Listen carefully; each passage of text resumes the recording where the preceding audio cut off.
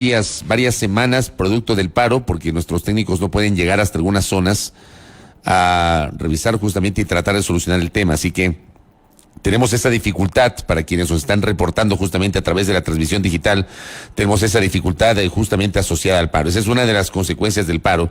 Pero ustedes obviamente pueden escucharnos en la APP de Sonorama e igualmente en nuestra transmisión digital y nuestra señal de internet. Bueno, el día después, 17 días de movilizaciones se cumplen hoy en todo el país, pero hoy es el día después de la votación en la Asamblea Nacional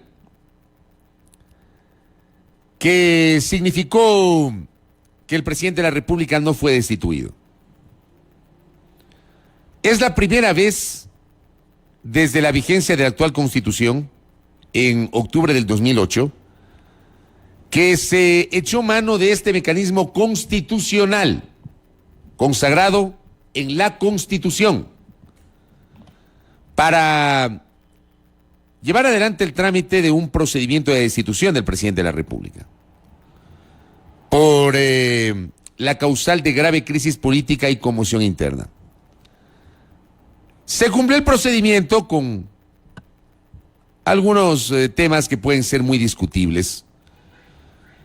La ausencia física del presidente de la República, que eludió hacer uso de la palabra.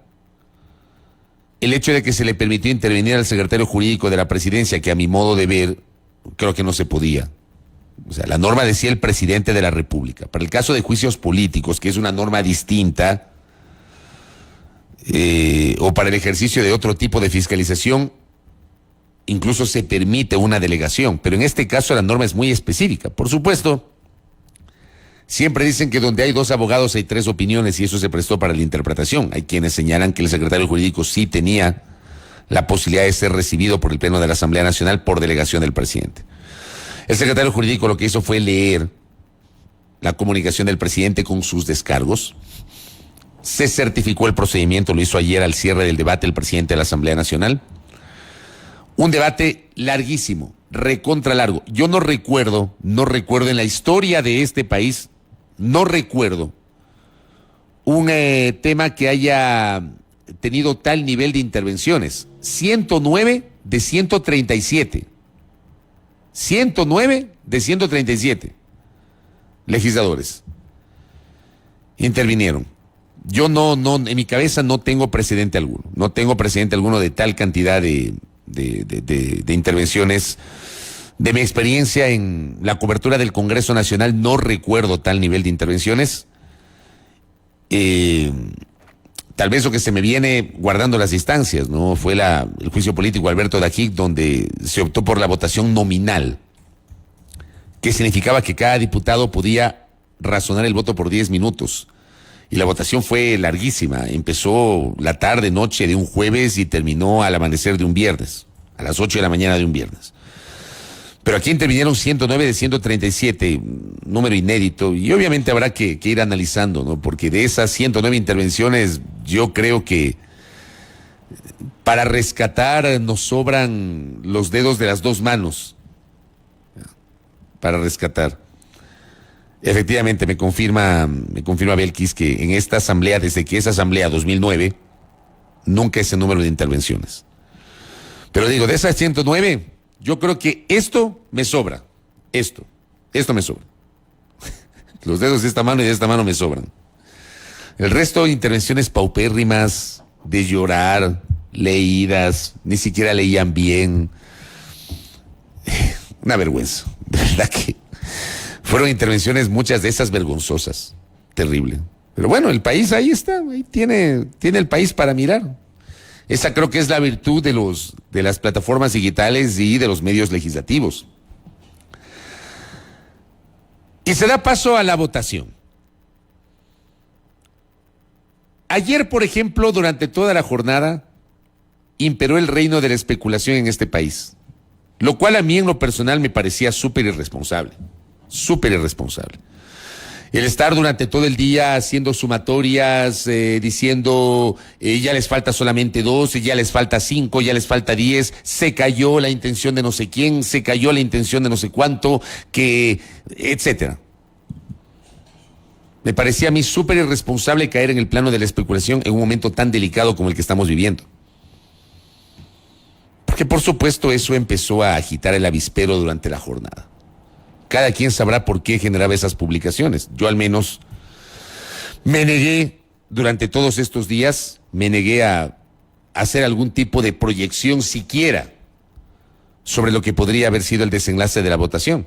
Me limité simplemente a explicar a quienes me siguen y a ustedes, quienes me siguen en las redes y a ustedes que me honran con su sintonía en este espacio y en otros espacios comunicacionales, explicarles los votos, la distribución de la asamblea y la forma de votación y cómo se resuelve esto. Porque por supuesto, esta era una votación atípica en donde los bloques, algunos bloques, no iban a votar homogéneamente. Había una seguridad de los 47 votos de UNES, de Revolución Ciudadana, y pare de contar. El resto era evidentemente una lotería. En teoría 25 votos de Pachacutic, pero Pachacutic está dividido, está clarísimo eso. Pachacutic tiene unas visiones internas muy complejas, la presencia de los autodenominados asambleístas rebeldes, y por otra parte posturas como la de la presidenta Yori, que por cierto su voto ayer sorprendió. Yo pensé que Yori iba a votar en contra y termina absteniéndose. Me imagino yo que su voto de abstención termina de alguna manera siendo una suerte de respuesta a la presión que sobre Pachacutic estaba ejerciendo el movimiento indígena, al cual se debe la señora Yori. La señora Yori, que en su discurso del día sábado fue muy crítica con el proceso y se notaba su apoyo al presidente de la República, termina absteniéndose. En el caso de Pachacutic, yo digo, Pachacutic era una lotería. ¿Cómo era una lotería la izquierda democrática? Porque la izquierda democrática en el papel tiene 15, pero está claro que ahí hay 6 rebeldes, entre comillas rebeldes, que incluso los 6 no votaron igual. Por ejemplo, vi ahí en la votación que Javier Santos o Lucía Plasencia, me parece, se abstuvieron. No se sumaron a la hora de votar a favor, por mencionar este ejemplo. De ahí tenemos los otros 9 que corresponden a la línea liderada por Marlon Cadena, quien es el jefe de la bancada. Pero había 15, o sea, tampoco se podía, esto no podía ser una sumatoria cerrada, era imposible. Los 15 socialcristianos, bueno, ese partido manejó una tesis desde el primer momento de no respaldar la moción de destitución. Tenemos los 24 del BAN, me dicen que son 25, yo contabilicé 24 del BAN, y 11 independientes. El Bloque de Acuerdo Nacional, que es la bancada de gobierno, y 11 independientes que obviamente también votaron de diversa manera. En ese bloque está Fernando Villavicencio, que claramente votó en contra de la destitución, o John Vinuesa, que votó a favor de la destitución. O sea, esto evidentemente impedía que se hagan este tipo de cálculos, que a mí me parece, no fue responsable desde mi punto de vista, porque durante todo el día reinó la especulación. Y esa especulación en un momento de crisis tan compleja no le abona en nada. No sé en qué le podía sumar el generar esas especulaciones sobre la votación. Y al final viene la votación, una votación que fue además marcada por la polémica. Primero hubo una votación donde 84 asambleístas se pronunciaron a favor de la destitución del presidente de la República. Vamos a revisar exactamente cómo ocurrió la votación, porque hicimos ayer un relato cronológico. A las 9:34 de la noche se cerró la votación y se proclamó el primer resultado. La moción de destitución había alcanzado 81 votos a favor, se requerían 92, 42 votos en contra y 14 abstenciones. Aquí también hay que decirlo que en esta votación, no siempre ocurre esto, estuvieron presentes los 137 legisladores. No siempre ocurre esto. El hecho de que estén los 137 y que voten los 137 es un tema no inédito, pero no es que ocurre siempre, más bien termina siendo muy excepcional aquello. Pero a renglón seguido viene la rectificación, pues. porque la asambleísta Vilma Andrade señalaba que ella votó de una manera y el sistema registró su votación de otra manera. Y claro, como ella, también apareció el asambleísta Dalton Basigalupo, apareció el asambleísta Marlon Cadena y me parece el asambleísta Guido Chiriboga. Claro, lo de Chiriboga era impensable, o sea, Chiriboga es el presidente de Creo. O sea, es imposible que Chiriboga haya votado a favor de la moción, pero la máquina le registró su voto a favor. Eso denunció el asambleísta Guido Chiriboga. O sea, pero era imposible esto. Yo no sé qué pasó a nivel tecnológico, no sé. Porque también luego hubo una explicación de Virgilio Saquicela, el presidente de la Asamblea, sobre cómo funciona el sistema en la Asamblea. Entonces, bien raro esto, bien raro esto. Hubo la rectificación de la votación y ahí, en cambio, se registra 84 votos a favor. Miren que en la primera hubo 81, en la segunda 84 votos a favor, 42 votos en contra y 11 abstenciones. Esa era ya la votación definitiva, porque solamente se puede rectificar una vez. ¿Qué permite la norma? La rectificación de la votación, que es volver a repetir la votación, o la reconsideración de lo actuado. Que si gana la reconsideración, todo vuelve a foja cero. Entonces, primero la rectificación, y en la rectificación 84. Vuelven a saltar ahí los legisladores. Y ahí aparecieron, pues ahí en el Zoom, esto era chistoso, ¿no? En el Zoom aparecía Marlon Cadena, aparecía Dalton Basigalupo, Vilma Andrade con un cartelito que decía no. Chistoso. De verdad, hasta para el folclore somos campeones, ¿no? Ay, con el cartelito que decía no en la transmisión. Mandaron ahí a revisar el sistema tecnológico y claro, como no había cómo volver a rectificar la votación, ¿cuál era la alternativa? Reconsiderar la votación. O sea, volver todo a foga cero. La reconsideración significa que la votación anterior, si ganaba, ya es inexistente. Eso ya no existe. No existe. Ya olvídense de esos primeros 81 y luego 84 votos. Eso ya no existe. Se da paso a la reconsideración de la votación. Con 76 votos, y claro, interviene otra vez el ponente de la moción, el asambleísta manabita Fernando Cedeño, de Revolución Ciudadana, y vuelve a plantear la moción de destitución. Y ahí sí, final. La anterior no era borrador, por si acaso. Pero ahora sí, final. Esta votación sí ya no fue borrador. Y ahora sí ya les funcionó bien el sistema. Pues yo digo, yo no sé qué pasó. La moción de destitución del presidente de la República alcanzó 80 votos. El mínimo era 92, o sea, 12 votos menos del mínimo que se requería para destituir al presidente Lasso, 48 votos negativos y 9 abstenciones. Finalmente, con eso la Asamblea no destituyó al primer mandatario. Esto ya quedó sacramentado, jurado y sacramentado. Sobre esta votación ya no hay nada que hacer. No hay nada que hacer. Porque además no se puede reconsiderar esta votación. No existe la reconsideración de la reconsideración. Ya está. Esta votación está en firme, con 80 votos a favor, 48 negativos y 9 abstenciones. Querida audiencia, y aquí viene mi reflexión, que me permito compartirla con todos ustedes. Probablemente habrá sectores que con justo derecho, desde sus respectivas visiones, consideren esto una victoria para el presidente Lasso. Probablemente. En aras de la estabilidad democrática, en aras de que hay que respetar el resultado consagrado en las urnas, en aras de que Lasso ganó las elecciones el año anterior de forma democrática, etcétera. Frente a otros sectores que evidentemente consideran o cuestionan la postura de algunos sectores políticos como el Partido Social Cristiano y de Izquierda Democrática, que ya lo vamos a analizar. Pero yo sí me quedo con esto. Tenemos una asamblea de 137 legisladores y ojo, como no existe mayoría sólida de nadie tiene una mayoría sólida. Aquí a veces también desde la prensa inventamos o leemos de que si hay una votación con determinados sectores ya se ha configurado una nueva mayoría. Y está claro que en esta asamblea no existe una mayoría sólida, no la hay. No la hay.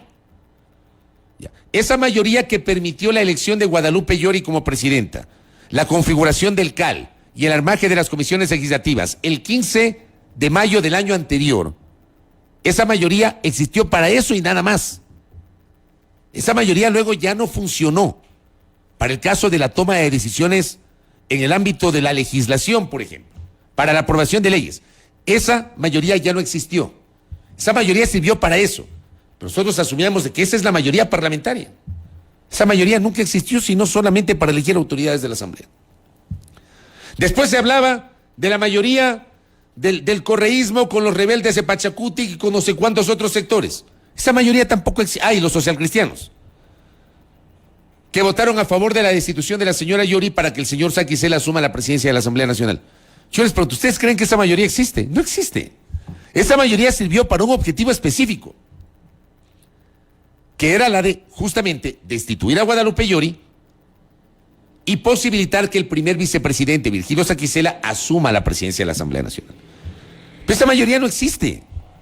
No hay mayoría sólida en la Asamblea. No existe mayoría sólida. No existe. Esto, lamentablemente, esto no es químicamente puro, no es matemática pura. En el caso del juego de la política, con esta asamblea tan heterogénea, donde nadie tiene mayoría por sí solo, cada votación termina siendo una aventura y genera una duda. ¿Habrá o no habrá los votos para tal o cual decisión que pueda tomar la función legislativa? Pero hoy tenemos 80, hoy, al día de hoy. Vamos a esa lectura sobre este caso que nos ocupa. 80 legisladores de 137, y ojo, la mitad más uno, o sea, la mayoría absoluta son 70. Estamos hablando de 80. De una asamblea de 137, se pronunciaron ayer esos 80 por la destitución del presidente de la República. No alcanzó la votación para destituir al presidente. En la primera vez que se apela a este ejercicio que consagra la norma constitucional. Pero estos 80, yo sí creo que debe invitar al gobierno a reflexionar, porque con esos 80 que pretendían destituir al presidente de la República, quiere decir, en una lectura totalmente epidérmica, simple, quiere decir que el margen de gobernabilidad del presidente respecto de la Asamblea se redujo a esto. A esto. El presidente no tiene margen de gobernabilidad con la Asamblea. Tiene un escasísimo margen de gobernabilidad. ¿Cómo va a gobernar en los menos de 3 años que le quedan al presidente de la República? Son 2 años y 11 meses que le queda de gobierno al presidente de la República.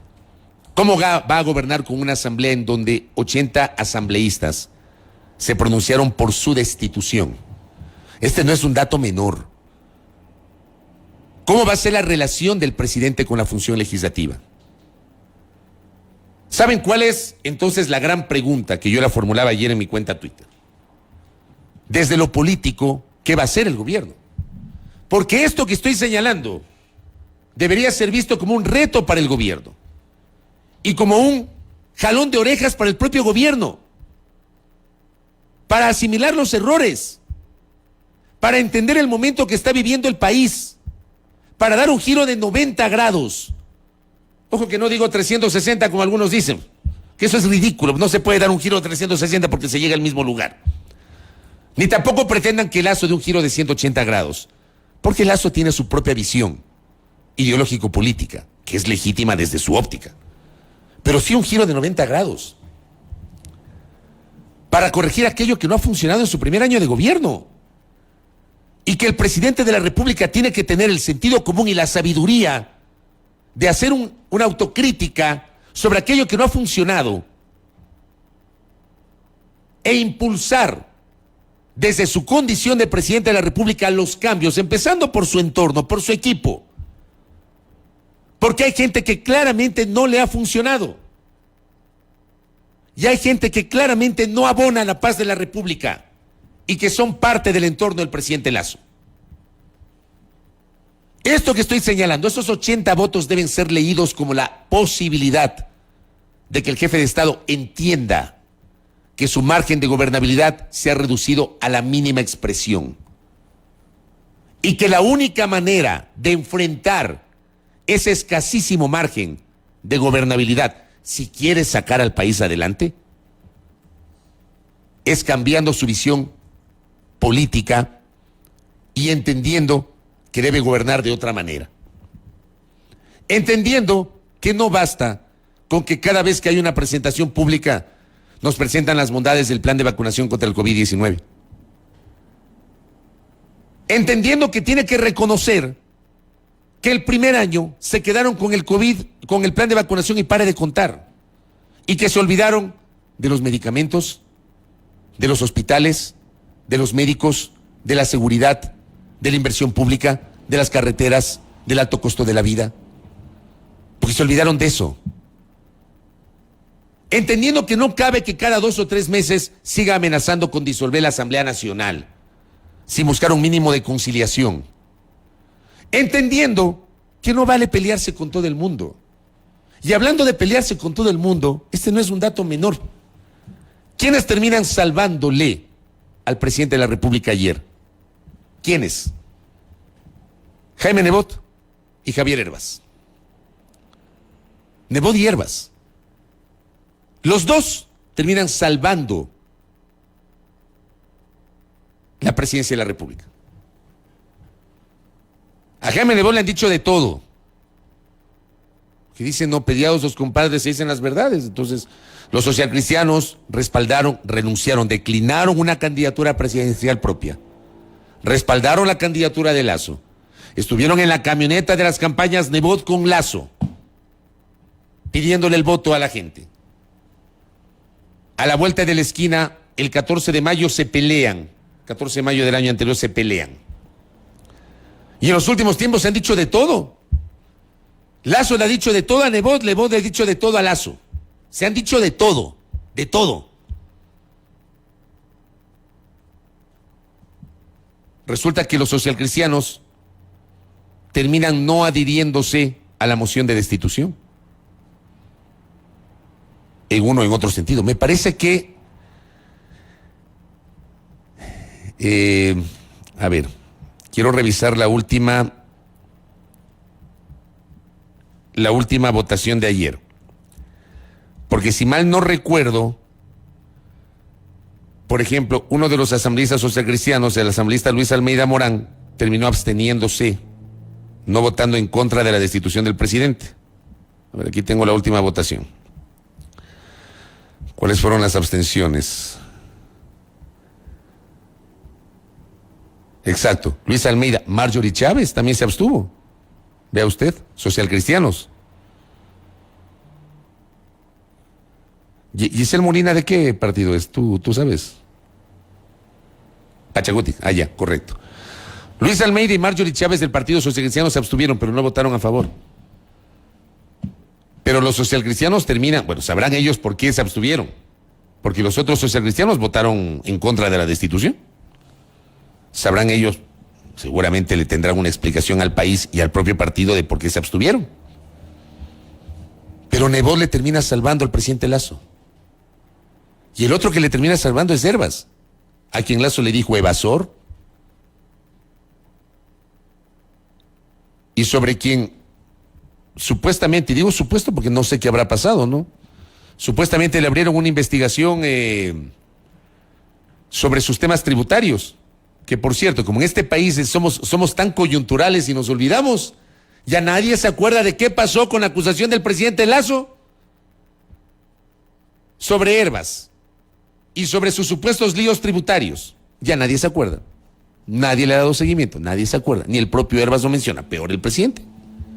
No lo menciona el presidente. Pero ese personaje, ese empresario al cual el presidente de la República le acusó de evasor y de que quiso chantajearlo con solucionar sus líos tributarios a cambio de votos para la ley de inversiones que fue negada por la Asamblea Nacional en su momento, ustedes recordarán. Ese personaje que terminó cuarto en la última elección y por cuyo resultado electoral posibilitó que la Izquierda Democrática llegue a la Asamblea con 18 legisladores el año anterior. Ese personaje forma parte de un partido que igualmente termina salvándole los muebles al gobierno. Que en la política esto hay que leerlo de diversa manera, pero es lo que ocurre. Es lo que pasó el día de ayer. Son detalles que deben ser anotados, deben ser leídos. Yo me quedo con esto que estoy diciendo. El presidente de la República tiene que entender y leer bien, con sabiduría, el resultado de ayer. No con arrogancia, porque estamos hablando, a ver, los señores de UNES no se quedaron solos. O sea, los señores de Revolución Ciudadana, los 47 de Revolución Ciudadana, no se quedaron solo los 47. En total fueron 80 legisladores. Entonces a mí sí me parece absurdo que desde la crítica, legítima por cierto, que hacen algunos sectores sobre la postura de este sector político de proponer la destitución del presidente, solamente se quieren con el señalamiento a ese sector, sin mencionar a los otros que también votaron a favor de la destitución del presidente. O sea, aquí no se trata solo de los 47, son 80. Y esto debería ser leído con sabiduría, sin arrogancia por parte del presidente de la República, si es que entiende lo que es el ejercicio de gobernar y si es que comprende el grave momento político y social que vive la República. Yo, por ejemplo, sí destaco la postura que ayer asumió Aparicio Caicedo, uno de los consejeros de los consejeros presidenciales, uno de los consejeros presidenciales y uno de los personajes más cercanos al presidente Lazo. Póngame el tuit de Aparicio Caicedo, tenga la bondad. Tiene ahí el tuit. Esto publicó ayer Aparicio Caicedo. Y esto me parece que es lo que hay que hacer. Lo que toca ahora es humildad para reconocer errores, decisión para enmendarlos y constancia para apuntalar aciertos. Yo me quedo con esta primera frase de Aparicio Caicedo. Yo me quedo con eso. Cada uno de ustedes tendrá su propia valoración. Yo me quedo con eso. O sea, no es un mensaje con una actitud prepotente de festejo, de arrogancia. Dice, con humildad para reconocer errores, decisión para enmendarlos y constancia para apuntalar aciertos, además de fortaleza para seguir adelante. Gracias a todos quienes defendieron la paz y la institucionalidad frente al golpismo. Gracias, Robert. Esto es lo correcto. Y eso es lo que creo que tiene que hacer el presidente de la República. Con humildad. Porque tiene esta oportunidad después de este ejercicio de la Asamblea, que yo creo, mi lectura, la Asamblea ya no puede volver en los siguientes 2 años, 11 meses, ya no puede volver a plantear la destitución del presidente de la República invocando el número 2 del 130 de la Constitución. Ya no puede. Esto se agotó aquí. Ya no hay cómo. Y el presidente debería entender que aquí tiene una segunda oportunidad para gobernar, porque la ausencia de votos le permiten seguir sentado en Carondelet. Entonces, con humildad, presidente Lazo, hay que reconocer errores. Hay que admitir que se equivocó, que se ha equivocado en muchas cosas, así como ha tenido algunos aciertos, pero hay que reconocer los errores. Hay que entender que detrás de la bronca política, señor presidente, hay todo un país que, por ejemplo, hoy está parado. Hoy. Ayer el presidente rompió el diálogo con la CONAIE por los episodios ocurridos en la madrugada en Sucumbíos. Rompe el diálogo con ese argumento. ¿Y cómo solucionamos esto? ¿Cómo? ¿Cómo hacemos? ¿Cómo solucionamos? ¿Cómo sacamos al país de estos 17 días de paro? Ahí viene la sabiduría del jefe de Estado. Quien sea el jefe de Estado. El jefe de Estado, presidente de la República, de turno, quien sea, tiene que tener esa sabiduría de leer lo que está pasando, porque al final de cuentas tiene el poder. Es el que lidera el Estado. Entonces, si cierra la posibilidad de un diálogo, no sé cómo vamos a solucionar este tema. No sé cómo van a abrir las carreteras, cómo vamos a recuperar la paz social, Porque probablemente, como hay algunos, hay que lanzar a los militares a las carreteras y abrir a la fuerza a las carreteras. Bueno, ¿cómo recuperamos la paz social? Yo no creo que sacando a los militares a las carreteras y abriendo a la fuerza a las carreteras recuperemos la paz social. No lo creo. Yo sí creo que esa es una oportunidad que tiene el presidente. Cerremos con el tuit del presidente, Robert. El tuit del presidente, que publicó Guillermo Lasso ayer. Defendimos la democracia y ahora debemos recuperar la paz. Pese a los intentos golpistas, hoy prevaleció la institucionalidad del país. Queda en evidencia quienes trabajan para las mafias políticas. Eso, por ejemplo, ya es un añadido innecesario, presidente. Mientras tanto, nosotros seguimos trabajando por el Ecuador. Gracias. ¿Cómo saben de que todos los 80 trabajan para las mafias políticas? O sea, no se puede pensar que hay gente que pudo haber votado por convicción y no porque trabaje para una mafia, como dice el presidente. Eso es deslegitimar la autonomía de pensamiento de quien no opina como el presidente, de quien comulga con otra visión, de quien consideraba que la mejor salida era destituir al presidente de la República.